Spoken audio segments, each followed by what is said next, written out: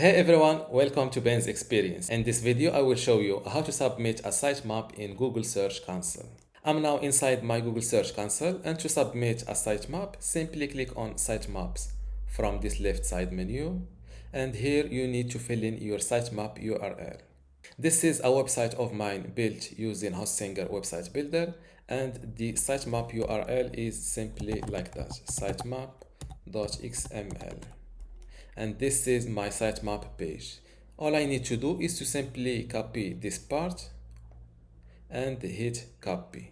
Now go back to your Google Search Console account, paste it here and hit submit. As you can see, my sitemap was added successfully. Click on dismiss. And for WordPress website, it's pretty much similar.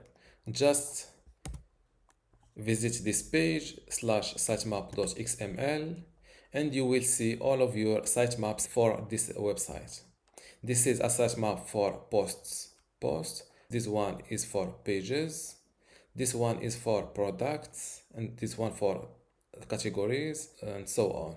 You can submit simply this parent sitemap, or you can add multiple sitemaps to help Google index your website or your WordPress website faster.